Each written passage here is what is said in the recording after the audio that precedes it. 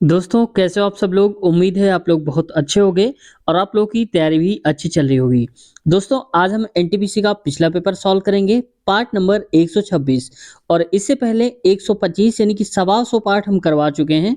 अगर आपने नहीं देखा तो प्लेलिस्ट हमने बना दिया है, वहां पर सारे पार्ट्स हमने सीरियल वाइज लगा दिए हैं, वहां से आप देख सकते हो। या फिर इसी वीडियो के नीचे डिस्क्रिप्शन में मैं लास्ट तक लिंक दे दूंगा, वहां से आप क्लिक करके डायरेक्ट अगले पार्ट पे पहुंच सकते हैं।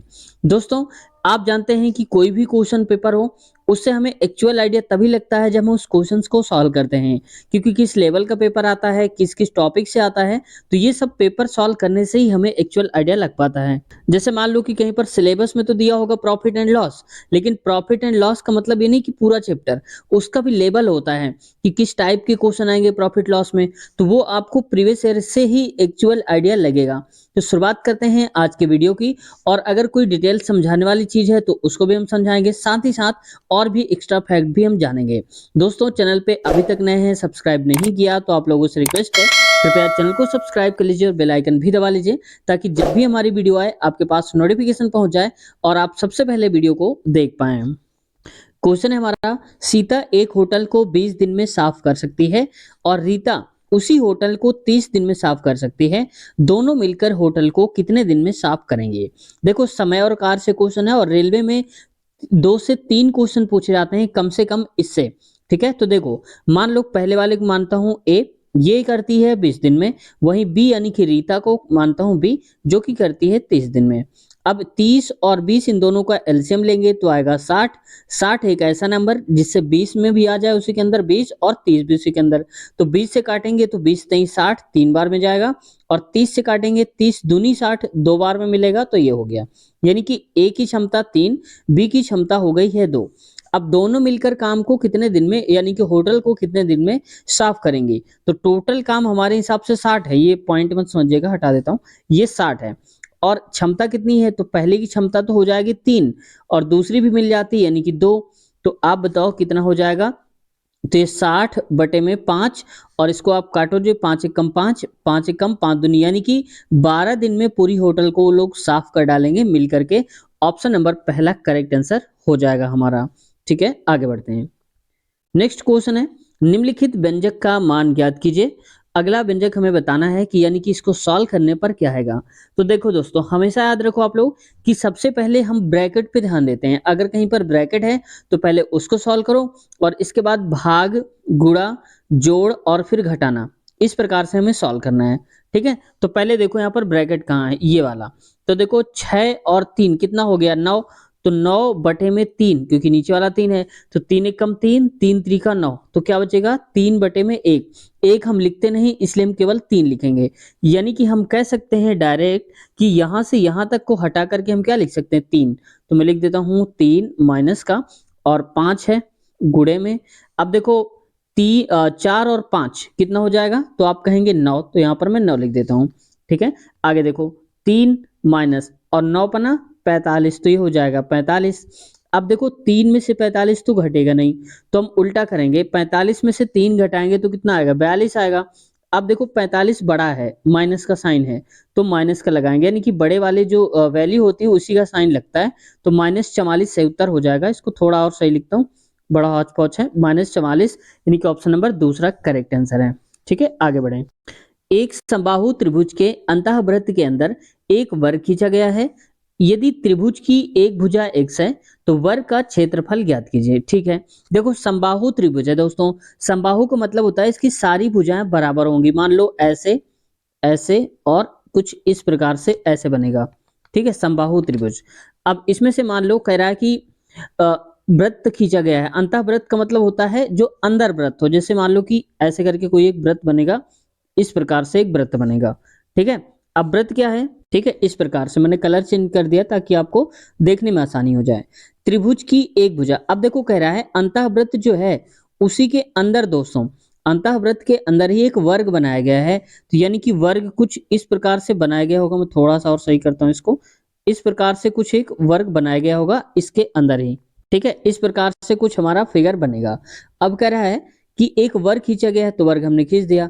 त्रिभुज की एक भुजा x है, यानी कि ये जो त्रिभुज है इसकी भुजा x है, तो आप बताओ अगर ये x होगा और है समबाहु, तो अगर ये x है तो ये वाली भुजा भी तो x होगी और नीचे वाली भी तो x होगी। अब बताना है वर्ग का क्षेत्रफल, यानी कि जो अंदर वाला है इसका क्षेत्रफल कितना होगा। तो दोस्तों हमारे पास डायरेक्ट थ्योरम होती है कि जब कभी समबाहु त्रिभुज बना हो इस प्रकार से और उसका हमें क्षेत्रफल बताना हो तो हम कहते हैं 1/6 और जितनी भुजा दे की रखी हो इसकी ये वाली उसी का स्क्वायर कर देना है इंटू में। जैसे मान लो अगर ये 3 दिया होता तो 3 का स्क्वायर यानी कि 9 करते हैं। यहाँ पर भुजा कितनी दी है x, तो हम करेंगे x स्क्वायर, तो हो जाएगा x स्क्वायर अपान में 6। तो ऑप्शन नंबर पहला ही सही उत्तर हमारा हो जाएगा, यहाँ पर लिखा है। इसमें दिए गए विकल्पों में से उस अक्षर का चयन कीजिए जो निम्नलिखित श्रृंखला में प्रश्न चिन्ह के स्थान पर आ सकता है।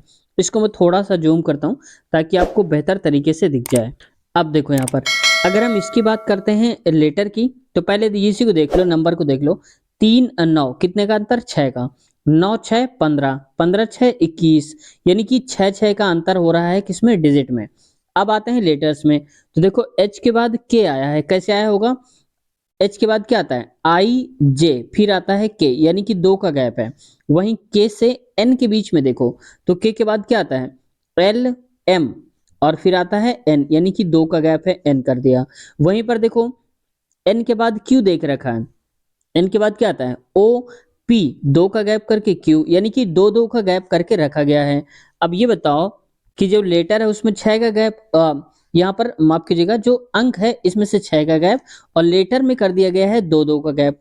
अब बताओ क्यू के बाद 2 छोड़कर क्या आएगा, क्यू के बाद आता है आर एस, ये छोड़ दो, अगला क्या आएगा टी, इसका मतलब क्वेश्चन मार्क की जगह पे यहां पर आ जाएगा टी। तो ऑप्शन हमारा चौथा सही उत्तर हो जाएगा, जी यहाँ लिखा हुआ है। Atal mission for rejuvenation and urban transformation इनमें से किससे संबंधित है, यानी कि अमृत योजना आपने सुना होगा। ये दोस्तों इसकी जो मूलभूत अवधारणा है वो है कि मूलभूत जो नागरिक है उनकी सुविधाओं को प्रदान किया जाए, और सुविधाओं में जैसे कि जो सीवेज है उसकी सुविधा हो और जो पानी वगैरह है उसकी भी सुविधा करी जाए, यानी कि एक प्रकार से शहरी सुविधाएं जितनी भी होती हैं सब उनको वहां पर प्रोवाइड कराया जाए। दोस्तों इसकी शुरुआत जो हुई थी अमृत योजना की जून 2015 में हुई थी। अब आप कहेंगे कि ये पेपर तो 2021 में हुआ है लेकिन यहाँ पर 2015 का क्यों पूछ लिया है। तो मैंने बताया था आपको पिछली वीडियो में, किसी वीडियो में याद नहीं है मुझे, लेकिन अगर आपने देखा होगा तो आपने सुना होगा कि देखो गवर्नमेंट जब कभी सेम रहती है सेंट्रल की और वही चलती रहती हैं, जो मान लो योजनाएं हैं लागू वही रहती हैं, तो वो कभी भी पूछी जा सकती हैं, ठीक है। जैसे मान लो कि कोई गवर्नमेंट चेंज हो जाती तो अपनी वो योजनाएं लेके आती तो वो योजनाएं पूछी जाती, लेकिन गवर्नमेंट अगर वही चली आ रही कई सालों से तो उसकी जितनी भी पुरानी योजनाएं हैं उन सबको पूछ सकता है वो। इसमें फिक्स नहीं कह सकते हो आप कि कितनी इतना पुराना कैसे पूछ रहा है। इसलिए आपको जितनी भी चीजें हैं वो आपको याद रखना। जैसे स्वच्छ भारत अभियान, आप लोग जरा बताओ कि स्वच्छ भारत अभियान की शुरुआत कब हुई थी हमारे देश में, देखते हैं आप लोगों से कितना अपडेट है, क्योंकि ये पूछा गया था एनटीपीसी में पिछली बार, ठीक है। क्वेश्चन है एक कक्षा की परीक्षा में 5 छात्रों के प्राप्तांकों का औसत 39.20 है और इनमें से 3 के प्राप्तांकों का औसत 41 है। शेष 2 छात्रों के प्राप्तांकों का औसत ज्ञात करिए। यानी कि अगर हम ये कहें कि जो 5 लोग हैं जैसे ए बी सी डी और एक ई मान लो, इन 5 लोगों का जो औसत है दोस्तों वो है 39.20 इतना है। अब देखो ट्रिक मैं बताता हूँ आपको, अगर जितने भी छात्र हैं जैसे 5 लोग हैं तो जितना औसत हो उसमें मल्टीप्लाई करा दिया करो, 5 लोग तो 5 से मल्टीप्लाई, तो 5 शून्यम 5 दूनी 10, एक पॉइंट लगेगा, 9 पन्ना 45, एक 46 और 5 तेई 15 4 19, यानी कि 196 आएगा, पॉइंट के बाद 00 है तो छोड़ दो। इसका मतलब हमने ये जो निकाला है गुणा करके ये सभी का सम है दोस्तों, यानी कि पांचों लोगों का जो सम है टोटल वो 196 आ रहा है, ठीक है। अब इसमें से कह रहा है 3 के प्राप्तांकों का दिया है तो 3 जो है 41 है और 3 से मल्टीप्लाई, 3 एकम 3 3 चौको 12, यानी कि 196 में से अगर हम 3 लोगों की वैल्यू हटा देते हैं तो 2 ही लोगों की तो बचेगी जो कि 2 लोगों का पूछा गया है, और औसत है तो लास्ट में हम 2 से डिवाइड कर देंगे, ठीक है। तो 196 में से आप 123 हटा दो तो कितना बचेगा, यहाँ बचेगा 3 और यहाँ पर 9 में से 7 यानी कि 73 बचेगा दोस्तों, ठीक है। अब मैं इसको हटा देता हूँ, पूरा 73 बताता हूँ। टोटल आया 73। 2 लोगों का निकालना है तो 2 से डिवाइड करो। तो देखो 2 3 6, 2 छक्के 12 और 2 पंचे 10, यानी कि 36.5 बचेगा दोस्तों। ऑप्शन नंबर दूसरा हमारा करेक्ट आंसर हो जाएगा यहाँ पर। 12 गुणे 15, 15 गुणे 21 और 21 गुणे 12 का मासापा यानी कि एचसीएफ ज्ञात करना है। एचसीएफ का मतलब है कि बड़ा से बड़ा नंबर हम इन सब में से क्या कॉमन ले सकते हैं। तो देखो दोस्तों, अगर मैं कहता हूं कि इसमें से 3 कॉमन आ जाएगा, तो पहले इनको मैं लिख लेता हूं ताकि आप लोग ज्यादा समझ में आ जाए। अब ये जो 12 है, तो 12 को हम क्या लिख सकते हैं, 3 गुणे में 4, और 15 को क्या लिख सकते हैं, 3 गुणे में 5 लिख सकते हैं। ठीक वैसे ही 15 21 को देखो, 15 गुणे 21, तो 15 को लिख सकते हैं 3 गुणे में 5, और 21 को 3 गुणे 7 लिख सकते हैं, ऐसे लिख सकते हैं। यानी कि 3 3 इसमें कॉमन है और 3 इसमें भी कॉमन है, ये पूरा एक हुआ ना। तो इसमें से 3, इसमें से 3, और यहाँ भी 3, यहाँ भी 3 कॉमन है। इसमें से देखो 21 12, तो 21 12 को हम क्या लिख सकते हैं, 21 7 गुणे में 3 और 4 गुणे में 3, तो 3 यहाँ भी 3 यहाँ भी कॉमन हो जाएगा, ठीक है। यानी कि हम कह सकते हैं इसको ऐसे कि यहाँ पर देखो 3 गुणे 3 कॉमन हो जाएगा सब में से, यहाँ पर भी कैसे, 3 इससे हटा लो तो 4 गुणे में 5 बचेगा, और अगला है 3 हटा लो तो 3 पचे 15, 3 सत्ते 21 7 बचेगा। यहाँ पर 3 सत्ते 21 और 3 चौको 12, यानी कि ये बचेगा। हमें एचसीएफ बताना था इसलिए हम इसी को बोलेंगे। तो 3 त्रिका 9, यानी कि 9 हमारा आंसर आ जाएगा। ऑप्शन नंबर दूसरा करेक्ट है। इनमें से कोई कॉमन नहीं है इसलिए एचसीएफ नहीं होगा, केवल 9 होगा इसका। आगे बढ़ते हैं। नेक्स्ट है, जॉनी और जनार्दन खेत में किसी कार्य को क्रमशः 6 12 और 24 दिन में पूरा करते हैं। वे एक साथ मिलकर उसी कार्य को कितने दिन में पूरा करेंगे। मैं इनको एबीसी मान लेता हूं ताकि आसानी हो जाए। तो ए करता है दोस्तों 6 दिन में, बी करता है 12 और सी 24 दिन में। अब 6 12 और 24 इनका एलसीएम ले लो, तो सबसे बड़ा नंबर हम 24 ही ले लेते हैं, क्योंकि 6 इसके अंदर आएगा, 12 भी आएगा और 24 आएगा।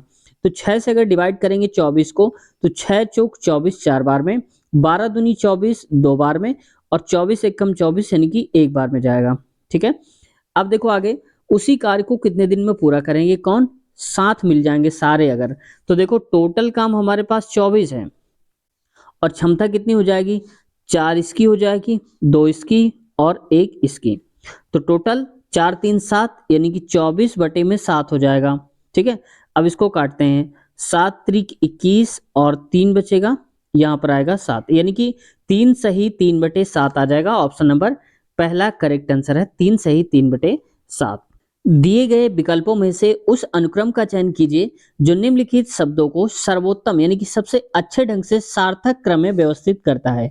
यानी कि एक क्रम से अगर हम चलेंगे तो पहला क्या होना चाहिए था। तो देखो सबसे पहले होगा कोई व्यक्ति होगा, वो इंसान होगा, यानी कि 3 व्यक्ति होगा तो उसका कोई ना कोई परिवार होगा, तो परिवार यानी कि 1 नंबर। और अगर परिवार होगा तो परिवार से हमारा बनता है पूरा का पूरा समाज यानी कि समुदाय, तो ये हो जाएगा 4। और समुदाय मिलकर के बहुत सारे जो होते हैं वो बनाते हैं कोई एक देश, यानी कि 5 नंबर। और इसके बाद बहुत सारे देश मिलकर बनाते हैं एक पूरी दुनिया, विश्व, यानी कि विश्व दूसरे नंबर पे। यानी कि ये कोड आना चाहिए दोस्तों।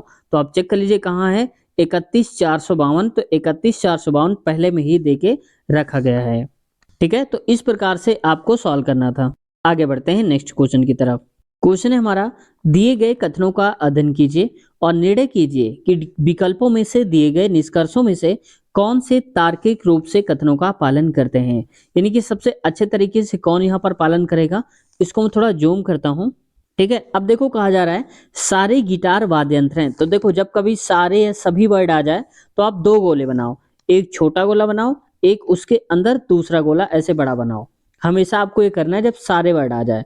अब कह रहे हैं सारे गिटार, यानी कि गिटार के साथ सारे वर्ड लगा है या सभी वर्ड, तो उसको अंदर रखो जिसके साथ सभी लगा है। वाद्य यंत्र है, वाद्य यंत्र यानी कि ये बाद वाला वर्ड है, तो वाद्य यंत्र हो जाएगा बड़े वाले गोला पे। अगला है सारे वाद्य यंत्र, देखो फिर से सारे वाद्य यंत्र आ गया है, इसका मतलब वाद्य यंत्र से भी आगे कोई गोला होगा।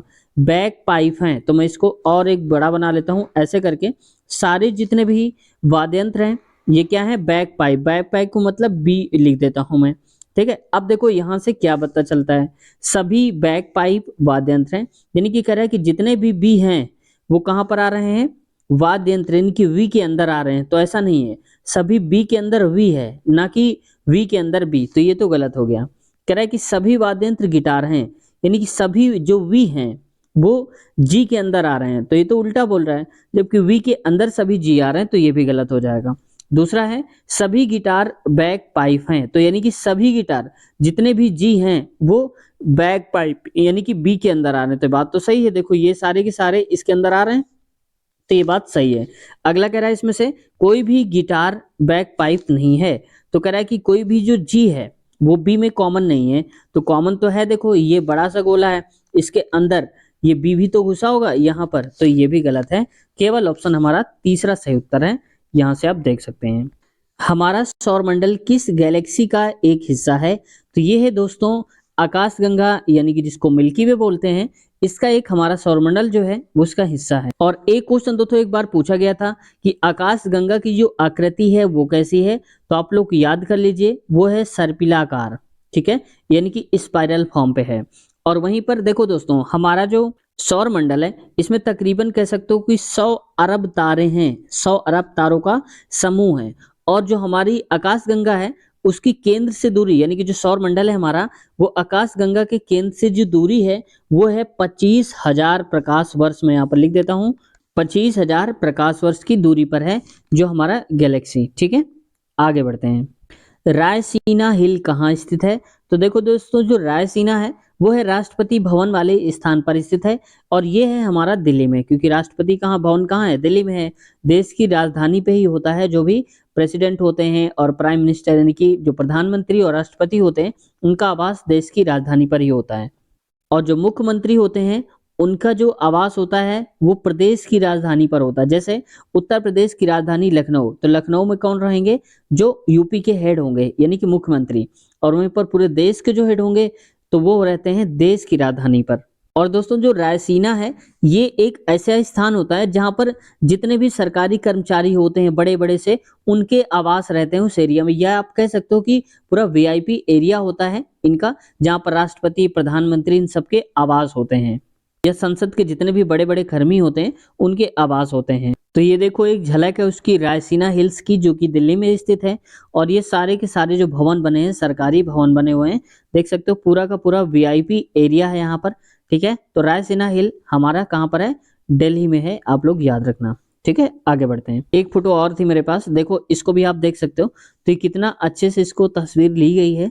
ये हालांकि रियल में आप जाओगे तो इतना ज़्यादा शाइनिंग नहीं है, ये थोड़ा सा कलर है जो फोटोग्राफी में दिखा दिया गया है, लेकिन सच में रायसीना हिल्स वहाँ पर है ही खूबसूरत। वहाँ पर बहुत ही वीआईपी एरिया रहता है, वहाँ पर कोई कूड़ा कचरा नहीं रहता है।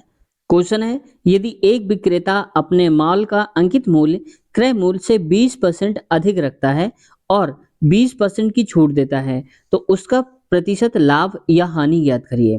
यानी कि जैसे मान लो कि जो अंकित मूल्य है, विक्रेता क्या करता है अपने अंकित मूल्य को जो रखता है वो क्रय मूल्य से 20% बढ़ा के रखता है। मैं कहता हूं अगर हमारा सीपी यानी कि क्रय मूल्य जो है कॉस्ट प्राइस ये 100 रुपए होगा, तो 20% और बढ़ाएगा क्या, अंकित प्राइस। अंकित का तो मतलब होता है मार्क प्राइस यानी कि एमपी। तो 100 का 20% यानी कि 120 हो जाएगा टोटल। भाई 100 का 20% निकालेंगे तो 20 आएगा, तो 20 बढ़ा दो 100 में से तो 120 हो जाएगा एमपी। यानी कि क्रय मूल्य तो हो गया 100 रुपए और अंकित मूल्य हो गया 120 रुपए, और डिस्काउंट देख रखा है 20%, यानी कि जो डिस्काउंट है वो है 20%। एक हमारे पास दोस्तों फॉर्मूला होता है, ये होता है एमपी अपान में सीपी। मैं इसको थोड़ा साफ साफ लिख देता हूँ, आप लोग ये वैल्यू कहीं पर नोट कर लो, क्योंकि मुझे तो याद रहेगी लेकिन आप लोग भूल सकते हो, तो इसको नोट कर लो, मैं इसको हटा रहा हूँ, ठीक है। मैंने यहाँ पर नोट कर दिया, ठीक है। तो ये होता है एमपी अपान में सीपी इक्वल 100 प्लस का आर, जो भी दर दिया होता है इसका, और दर मतलब रेट निकालना है, यानी दर का मतलब होता है कितने परसेंट, ठीक है, आप परसेंट समझ जाना। और नीचे आता है 100, डिस्काउंट है तो माइनस करेंगे जो भी हमारा डिस्काउंट होगा। तो एमपी की वैल्यू आप रख दो 120, सीपी हमारा 100 बराबर में 100 प्लस आर, क्योंकि आर हमें निकालना है कितने परसेंट लाभ हानि हुई है, और नीचे 100 में से डिस्काउंट हटा दो, यानी कि 100 में से 20 हटाएंगे तो क्या आएगा 80 आएगा, तो 80 हो जाएगा। इसको काट दीजिए तो ये हो जाएगा 20 चौक 80, 20 पंचे 100। फिर 5 से कटेगा, 5 एकम 5, 5 दूनी 10 और 5 चौक 20।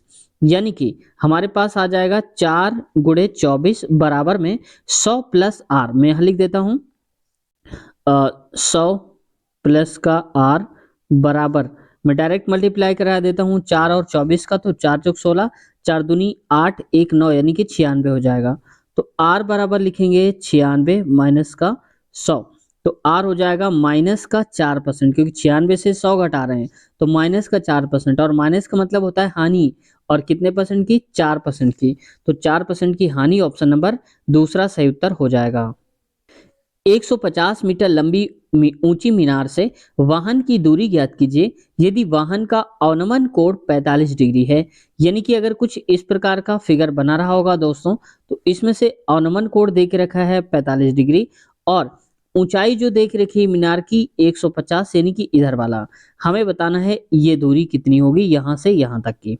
ठीक है, अब देखो अगर ये पता करना है तो अवनमन कोण जब भी दिया जाता है तो उसको आप इधर बना लो, यानी कि ये हो जाएगा हमारा कोण 45 डिग्री। तो अब हमारे पास त्रिभुज बन गया ये वाला। ठीक है, इसमें से हमें क्या पता है, ये लंब है और नीचे वाला आधार है, और ये है कोण बीच में जो 45 दिया है। तो हमें कौन सा लगाना होगा फार्मूला, जैसे एल ए एल अपान के ए, यानी कि लाल बटे का कस क्या होता है, लंब बटे कड़, आधार बटे कड़, यानी कि साइन थीटा के लिए हम लगाएंगे लंब बटे कड़, और हमें क्या चाहिए, हमारे पास लंब भी है और आधार भी है, तो एल अपान है, यानी कि साइन कॉस टेन। तो हम लिखेंगे टेन 45, 45 क्यों, क्योंकि टेन थीटा होता है और थीटा की वैल्यू 45 है। लंब कितना देख रखा है 150, और आधार यानी कि नीचे वाली लाइन x है तो इसको x मान लो आप। ठीक है, टेन 45 की वैल्यू होती है हमेशा 1, तो 1 बराबर 150 बराबर में x, ये 150 है और ये x है, तो यहाँ पर मैं लिख देता हूँ ये हो जाएगा x बराबर 150, और मीटर में दिया था तो आंसर भी हमारा मीटर में हो जाएगा। तो 150 मीटर आंसर आ जाएगा दोस्तों, ऑप्शन नंबर चौथा वाला सही उत्तर हो जाएगा। जैसे किसे 24 दिसंबर 2014 को भारत रत्न के सर्वोच्च नागरिक पुरस्कार भारत रत्न से सम्मानित किया गया था। तो ये थे दोस्तों मदन मोहन मालवीय जी को सम्मानित किया गया था। इनको हम महामना के नाम से जानते हैं, महामना मदन मोहन मालवीय पूरा नाम। और ये दोस्तों आपने एक नारा सुना होगा बहुत ही फेमस, जिसका नाम है सत्यमेव जयते, यानी कि सदैव सत्य की विजय होती है। यहाँ पर मदन मोहन मालवीय जो हैं इन्होंने दिया था इस नारे को। ठीक है, ये एक स्वतंत्रता सेनानी भी थे। ठीक है, आंदोलनकारियों में से शामिल थे। अब देखो ये है मदन मोहन मालवीय जी, आपने इनकी फोटो देखी होगी, अब देखकर आप लोग पहचान गए होंगे। इन्होंने ही नारा दिया था सत्यमेव जयते का। ये दोस्तों एल के जो आडवाणी हैं, लाल कृष्ण आडवाणी, ये भी एक उप प्रधानमंत्री रह चुके हैं और 7वें नंबर के थे उप प्रधानमंत्री हमारे देश के, जो कि 2002 से 2004 तक के बीच में रहे हैं। वहीं मुरली मनोहर जोशी, ये बीजेपी नेता ये हैं, और ये भी बीजेपी नेता के लीडर में से आते हैं। इनको काफी ख्याति प्राप्त है, आप लोगों ने नाम सुना ही होगा, लेकिन इतने नहीं है कि आप लोगों को याद करना पड़े पेपर के लिए। ठीक है, और दीनदयाल उपाध्याय, इनको बोलते हैं पंडित दीनदयाल उपाध्याय के नाम से। ये भी एक राजनीतिज्ञ थे, यानी कि राजनीति में थे, राजनीतिज्ञ आप याद रखना। हालांकि ये इंपॉर्टेंट नहीं है आप लोगों में, इसलिए मैं थोड़ा इसको स्पीड में पढ़ा देता हूँ। थायरॉक्सिन के संश्लेषण के लिए कौन सा तत्व आवश्यक है, तो ये दोस्तों होता है आयोडीन। आयोडीन बहुत ही इंपॉर्टेंट होता है हमारी थायरॉक्सिन के संश्लेषण होने के लिए, क्योंकि आयोडीन की कमी से ये थायरॉक्सिन जो हार्मोन है ये भी रिलीज नहीं होता है। ठीक है, तो ये इंपॉर्टेंट है।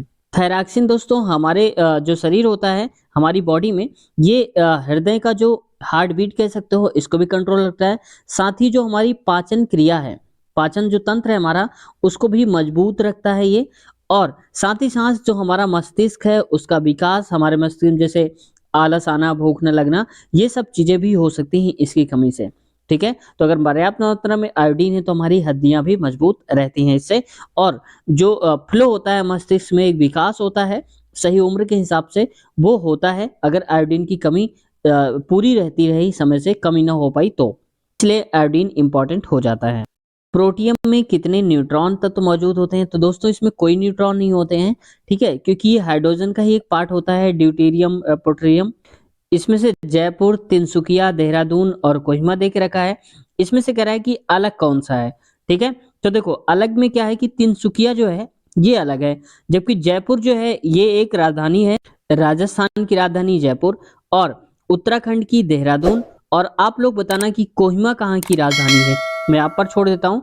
तिनसुकिया के बारे में बता देता हूँ। तिनसुकिया दोस्तों पड़ता है असम में और अपने चाय उत्पादन के लिए बहुत फेमस है। यानी कि तिनसुकिया को हम जानते हैं चाय का उत्पादन बहुत ज्यादा होता है। आपने सुना होगा कि सबसे ज्यादा चाय आसाम में होती है, तो वहीं जो तिनसुकिया है उसकी वजह से ये फेमस है आसाम चाय उत्पादन में। 45 किलोमीटर प्रति घंटे की चाल से चल रही एक रेलगाड़ी 4 घंटे में कितने खंभों को पार कर लेगी। दिया गया है कि रेलगाड़ी पर खंभे 50 मीटर की दूरी पर स्थित हैं और रेलगाड़ी यात्रा के आरंभ में ही एक खंभे को पार कर लेती है। यानी कि जैसे मान लो ऐसे ऐसे करके खंभे लगे हैं बहुत सारे, 50-50 मीटर की दूरी पर हैं, ये सारे के सारे 50 मीटर की दूरी पर हैं। ट्रेन ऐसे जा रही है, उनको पार कर रही है। खंभे किनारे पर लगे हैं, आप मत सोचना कि इनके ऊपर से जा रही है, ठीक है, किनारे पर खंभे लगे हैं। अब कह रहा है कि एक खंभा तो ये पार कर ही लिया होगा पहले ही, भाई स्टार्टिंग तो यही करेगी ना। 50 मीटर कब कवर करेगी, यहाँ से 50 करेगी, फिर 50, फिर 50 ऐसे करेगी। बताना है एक खंबे को अगर पार कर लिया था स्टार्टिंग में, तो बताना है कि कितनी जो यहाँ पर संख्या है खंभों की वो कितनी हो जाएगी। तो पहले देख लेते हैं कि दूरी कितनी कवर करती है 4 घंटे में इतनी स्पीड से। तो हमें पता है समय बराबर होता है दूरी बराबर होती है चाल गुणे में समय। यानी कि चाल और गुणे में जो भी टाइम दिया होता है समय, मैं इसको टी लिख देता हूँ। तो देखो चाल कितनी है 45, गुणे में समय कितना है 4 घंटे तक। तो 4×5 = 20, 4×4 = 16, 2×18, यानी कि 180 किलोमीटर चली जाएगी। लेकिन यहाँ मीटर में दिया है, तो 180 किलोमीटर को मीटर में चेंज करेंगे तो हम 1000 से गुणा कराएंगे, क्योंकि 1000 मीटर में 1 किलोमीटर होता है। तो ये आ जाएगा 18, और टोटल 4 जीरो लगा दीजिए क्योंकि 3 ये और 1 ये इतनी दूरी आ गई मीटर में। अब मैं इसको थोड़ा यहाँ लिख देता हूँ 18, ऐसे करके 4 जीरो लगा देता हूँ। अब दोस्तों टोटल दूरी तो ये देख रखी है, जैसे मान लो खंबे ऐसे लगे थे तो यहाँ तक से यहाँ तक इतनी दूरी पार कर ली, लेकिन खंबे कितने पार करें। तो देखो एक खंबे की जो एक दूसरे खंबे के बीच की जो गैपिंग है वो है 50 मीटर। तो 50 से आप डिवाइड कर दो, जीरो जीरो कटा, और 5×3 = 15 हो जाएगा। और यहाँ से लिखेंगे 5×3 = 15, 3 बचेगा तो 5×6 = 30, और यहाँ पर 2 जीरो बच रहे हैं तो 2 जीरो और लगा दो, यानी कि 3600 जो खंबे हैं टोटल वो हो जाएंगे। लेकिन ध्यान दो आप, अब स्टार्टिंग में बोला था कि आरंभ में ही एक खंबे को पार कर लिया है, तो मतलब हमने जो निकाला है दूरी इन खंभों के बीच की, जैसे एक खंबा दूसरा खंबा तीसरा, तो हम स्टार्टिंग वाला खंबा छोड़ गए थे, अभी काउंट नहीं किया है। तो 3600 तो ये होंगे ये वाले ये सारे, लेकिन ये वाला भी तो काउंट करना है जहां से चली है। क्योंकि देखो दोस्तों मैं और थोड़ा शॉर्ट करता हूँ, जैसे देखो ये है गैपिंग कितनी है आप बताओ। तो ये है गैपिंग 50-50 की, तो ये 50 ये 50, टोटल गैपिंग आप बताओ 100 है। अब आप कहोगे कि 100 मीटर में 50-50 पे खंबे लगेंगे तो खंबे तो 3 लग जाएंगे, लेकिन दूरी उनकी मात्र 100 हो पाएगी। एक खंबे की दूरी हम नहीं काउंट करते हैं क्योंकि वहीं से हम स्टार्ट करते हैं। तो ठीक वैसे दूरी के हिसाब से देखें तो 3600 खंबे, लेकिन एक खंबा स्टार्टिंग का बच जाएगा तो एक और ऐड कर दो, 3600 + 1 यानी कि 3600, एक हो जाएगा दोस्तों चौथा ऑप्शन। गुप्त साम्राज्य के निम्नलिखित राजाओं में से कौन एक अच्छा वीणा वादक भी था। यानी कि साम्राज्य के साथ साथ वो वीणा भी बजाना आता था उसको। तो ये थे दोस्तों समुद्रगुप्त, ठीक है। ये गुप्त राजवंश के शासक थे, और गुप्त राजवंश की जो साम्राज्य की राजधानी होती थी वो होती थी पाटलिपुत्र, ठीक है। आप लोग याद रखना पाटलिपुत्र हुआ करती थी। और ये दोस्तों जो समुद्रगुप्त था ये उपासक था, यानी कि पूजा वूजा करता था किसकी, विष्णु भगवान की करता था, विष्णु भगवान की। और इसके पिता का नाम क्या था, चंद्रगुप्त फर्स्ट। चंद्रगुप्त जो प्रथम था इसका ही बेटा था समुद्रगुप्त। और गुप्त वंश की अगर हम बात करें तो इसमें दूसरे नंबर का राजवंश हुआ था, शासक हुआ था समुद्रगुप्त। इकोलॉजी शब्द किसने गढ़ा है, यानी कि किसने निर्माण किया है इकोलॉजी का। तो ये किया है दोस्तों अर्नेस्ट हेकल ने। और इकोलॉजी का मतलब होता है जीवों की जो परस्पर क्रिया होती है, ये क्या करते हैं उनके बारे में उनका वर्गीकरण। तो उन जीवों के बारे में कुल मिला के जो भी हम अध्ययन करते हैं वो इकोलॉजी में ही करते हैं। और इसका निर्माण इस शब्द का इकोलॉजी का किया था अर्नेस्ट हेकल ने। तो देखो एक दो क्वेश्चन ऐसे भी देखने को मिले हैं, जैसे ही आप ले लो तो इसमें से ये पूछ लिया गया था कि इसके जनक कौन है, इसके निर्माता कौन है। जैसे अब पूछ लिया जा सकता है कि भूगोल के जनक कौन है, तो आप लोग बताना जरा कि भूगोल के जनक कौन है, पितामह किसे कहा जाता है भूगोल का। अस्पतालों से निकलने वाले जैविक कचरे के निपटान का सबसे अच्छा तरीका क्या है? तो ये है दोस्तों भस्मीकरण। भस्मीकरण करने का मतलब है कि इसमें जितने भी पदार्थ होते हैं ये जल करके गैस के फॉर्म पे आ जाते हैं, इसमें कोई कचरा राख नहीं बचती है। तो ये भस्मीकरण का एक तरीका है, जितने भी अस्पतालों से निकलने वाले जैविक अपशिष्ट पदार्थ हैं, ठीक है। जलाना तो एक आम बात हो गई कि हम माचिस लगाते हैं, उसमें से आग की लपटें निकलती हैं, धुआं निकलता है, कार्बन होता है और बहुत सारा कोयला भी, तो वो तो जलाना हो गया। और वहीं अपघटन जो होता है, अपघटन मतलब होता है कि डिकम्पोजिशन, यानी कि जो जीव होते हैं उसको तोड़ तोड़ करके यानी कि खा करके बहुत छोटे छोटे उसमें पार्ट में तोड़ करके नष्ट कर देते हैं, ठीक है। और उन्हें गड्ढों में भरा जाना चाहिए। ऐसा नहीं है कि अगर अस्पताल से बोतल निकल रही, ग्लूकोज के सिरेंज निकल रहे हैं, उनको गड्ढे भर दो, गड्ढों में डाल दो, तो ये तो कोई अच्छी बात ना हुई उसकी। क्वेश्चन है, एक चुनाव में एक उम्मीदवार जिसने 37% मत प्राप्त किए और विजयी उम्मीदवार से यानी कि जो जीत गया था उससे 52,000 मतों के अंतर से हार गया है। दोस्तों माफ कीजिएगा, 5,20,000 है, इतने मतों से वो हार गया। तो इस चुनाव में दोनों उम्मीदवारों को डाले गए मतों की कुल संख्या ज्ञात करिए। यानी कि टोटल संख्या अगर हम मानते हैं कि 100 लोगों ने वोट दिया, 100 में से 37 लोगों ने तो एक व्यक्ति को दिए जो कि हार गया, और दूसरे व्यक्ति को कितने मिले होंगे, तो आप कहेंगे 100 में से 37 हटाएंगे तो आ जाएगा 63, ठीक है। यानी कि जो हारा है उसको 37 वोट मिले और जो जीता है उसको 63 वोट मिले। इसमें से कह रहा है कि विजयी उम्मीदवार से इतने मतों के अंतर से जीता है, हारा है मतलब। अब आप बताओ हमारे हिसाब से कितने का अंतर है, इसको 63 वोट मिले, इसको 37 वोट मिल गए, तो आप घटा दो इसमें से। तो ये अब 13 में से 7 गए तो 6, और यहाँ पर बचेगा 5 में से 3 गया तो 2, यानी कि 26 हमारे हिसाब से टोटल अंतर है 26 का, और यहाँ का अंतर है 52 का। तो आप बताओ कि 26 की वैल्यू है तो 26, यहाँ पर आप सही कर लो इसको, 26 हो जाएगा। 26 की वैल्यू है 52 के बराबर, ठीक है। मैं जीरो हटा देता हूँ थोड़ी देर के लिए, आप लोग याद रखना 4 जीरो। 26 की वैल्यू 52, तो एक की वैल्यू 52 बटे में 26 करेंगे, 52 बटे में 26 तो कट जाएगा, 2 बार में जाएगा, यानी कि एक की वैल्यू कितनी की बराबर हो जाएगी, 2 की। और हमें क्या करना था, ये 4 जीरो हमने छोड़े थे कैलकुलेशन के लिए, तो 4 जीरो लगा दो ऐसे करके, ठीक है। अब देखो ये बात तो हो गई 1% की, 1% की वैल्यू इतनी है, तो टोटल कैंडिडेट 100%, तो 100% मतलब 100 से गुणा, या नहीं करना चाहते तो डायरेक्ट 2 जीरो और बढ़ा दो आप, ठीक है, ऐसे करके। तो ये हो जाएंगे कुल कितने जीरो, 6 जीरो, तो 4 और 2 6 जीरो हो जाएंगे यहाँ पर। तो ऑप्शन हमारा सही हो जाएगा कौन सा, दूसरा वाला करेक्ट हो जाएगा, यहाँ पर ये देख सकते हैं आप, ठीक है, 20 लाख, ठीक है। दोस्तों हमने 50 तक के क्वेश्चंस कवर कर लिए, इसके आगे क्वेश्चंस कवर करेंगे हम नेक्स्ट पार्ट में, और अगले पार्ट की लिंक आपको इसी वीडियो के नीचे डिस्क्रिप्शन में मिल जाएगी, वहां पर लिखा होगा अगला पार्ट, वहां से आप क्लिक करके डायरेक्ट अगले पार्ट पे पहुंच सकते हैं। साथ ही दोस्तों आप लोग परेशान हो रहे थे कि ग्रुप डी टेक्नीशियन एएलपी का पेपर आप कब करवाएंगे, तो हमने बहुत सारे पेपर करवा दिए हैं, तो प्लेलिस्ट भी हमने अलग अलग बना दिया है सभी की। ग्रुप डी की सारे पेपर एक प्लेलिस्ट में आपको मिल जाएंगे, एएलपी टेक्नीशियन के एक प्लेलिस्ट, और साथ ही एनटीपीसी जो करवा रहे हैं उसकी प्लेलिस्ट अलग है, सारे पार्ट उसमें मिल जाएंगे।